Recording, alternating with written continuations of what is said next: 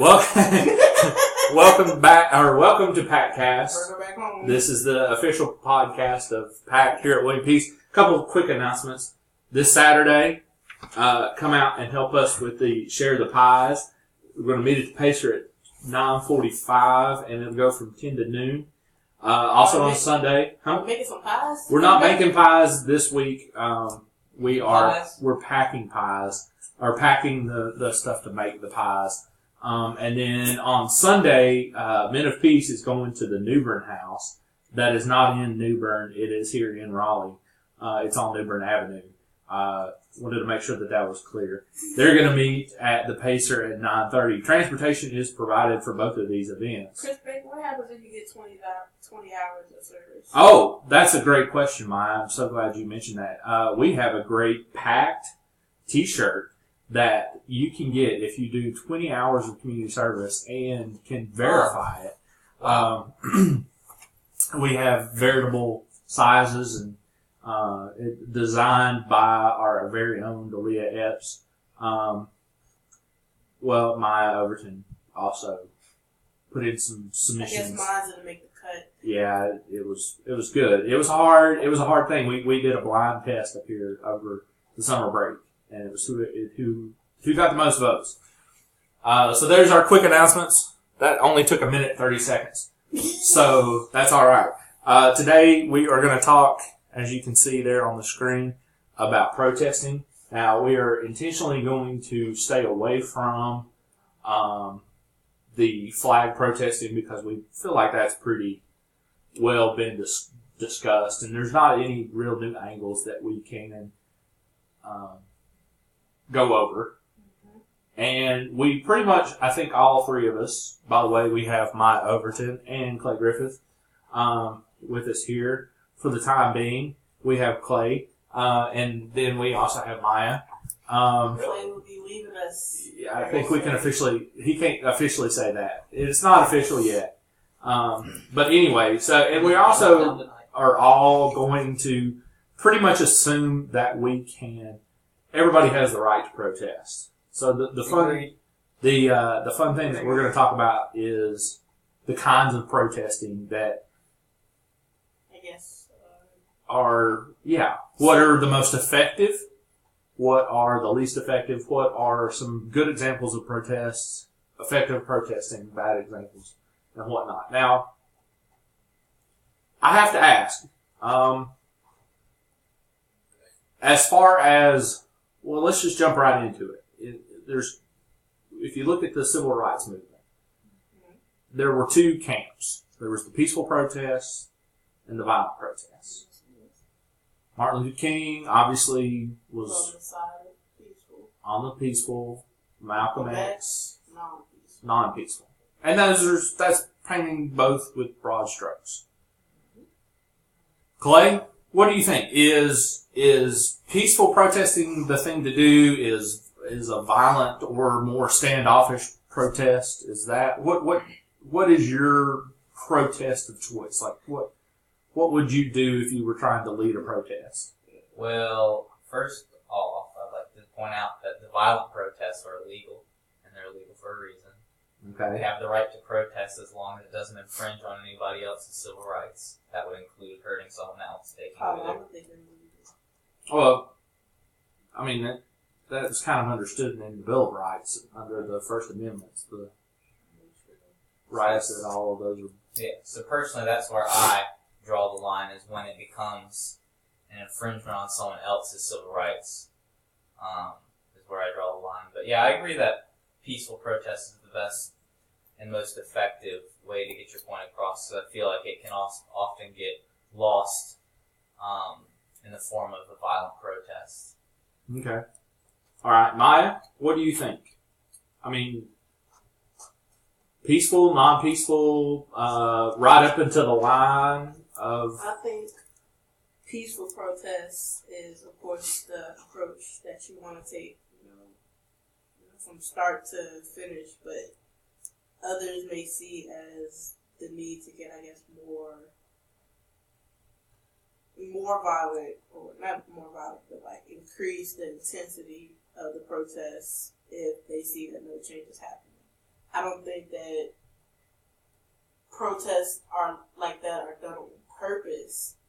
I think they're done when their peaceful protest has been ignored and they have seen no change in result, so that then results to a violent protest or an outburst of violence. So where do you think the violent protest gets you after you've seen no change? And let's say, why? Let's address the question: why has it not been changed? And we can bring up a specific issue or just talk in general. Why do you think that after we have a peaceful protest about any type of issue, why do you think there's not change?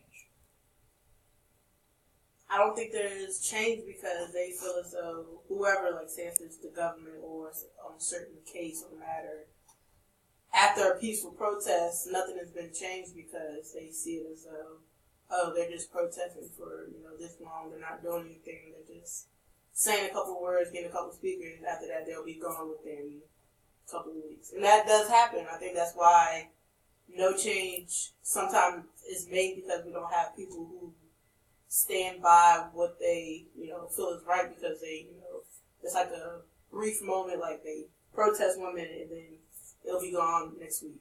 So do you think there's a lack of follow-up? It is. There's a lack of follow-up on certain cases. I wouldn't say all protests. Yeah. All protests are not. And do you think you have to follow, so I think a protest in general is a great start. It gets you publicity, but I also believe you have to follow that protest up with, let's say, lobbying action or something along those lines, because legislation has to be put in place. And again, I'm talking very generally, because if you want to talk about a specific instance, obviously there has to be a whole change in the judiciary system if we're talking about the police brutality, where there has to be there has to be some change enacted. Yeah.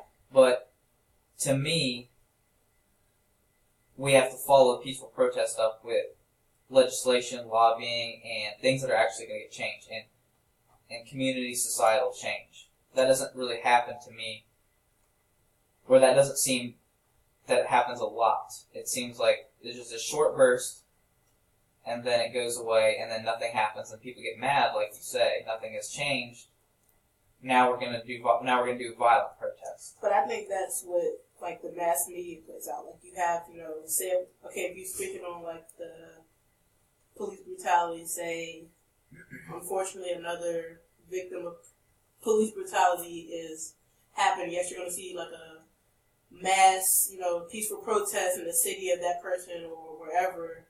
You're going to have, Fox News, all the major news stations follow that and keep up to date with it. And then the next day, it's going to be as though they basically disperse. But you don't see maybe either the mom or not the mom of that person, but people who were very close to the victim. The media doesn't get them on camera with talking to police chief or talking to lawyers and seeing what can happen. The mass media doesn't do that. So I think that's why we don't particularly see the lobbying part of it after the peaceful protest. It's not that it's not being done. It's just that we don't see it. We don't see it firsthand because we're not there.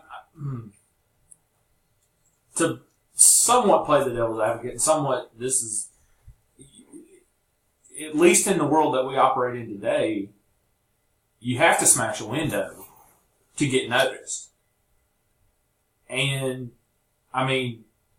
if you look at, we didn't see anything in Ferguson except for people smashing windows. We didn't see we didn't see laws enacted in Los Angeles after the Watts riots. We don't see those things because that's what you're not going to see on the news anyway. You're going to see, you're going to see windows smashed. You're going to see people looting and rioting in the streets. And it's almost like you have to just smack somebody to say, hey, this problem's really going on. And once that gets noticed, then your judicial reviews and your judicial changes take place. And I've been within a space where there was basically a riot. About 2, maybe 3, maybe 4 years ago. I think I was like either a senior or junior high school. In Baltimore, it was a man who was just killed by police, or police brutality, you want to say. And I think they ruled in favor, like, of keeping that police on, trial and whatnot.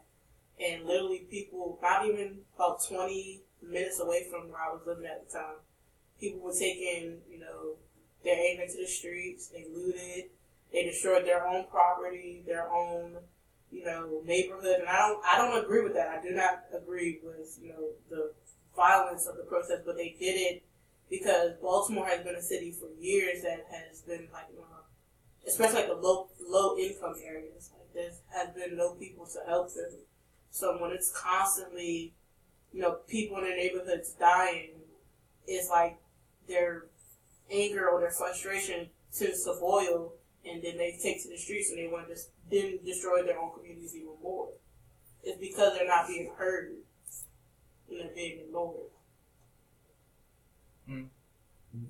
I agree with that. You pointed out that you don't agree with the looting and rioting and all that, destroying our community. So I will have to agree with that and say, what does that accomplish when you're destroying your own community, looting your own businesses, in protest of police brutality? Like, that to me doesn't correlate, and it puts you further back as a community.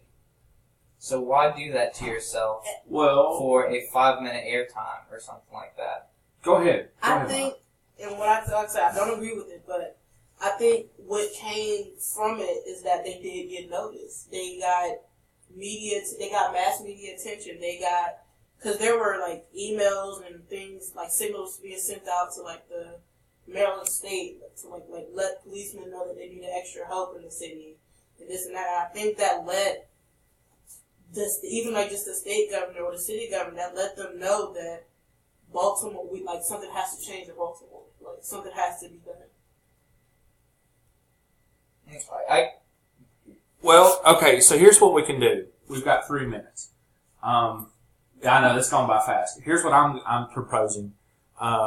We stop this, and we will do a second take and do 15 more minutes on this, because I think this has gone maybe better than we normally do. So here we go. Just don't forget Saturday and Sunday. You'll be getting emails and pictures and tweets and fun stuff. So here we go. We'll be back in 5 seconds.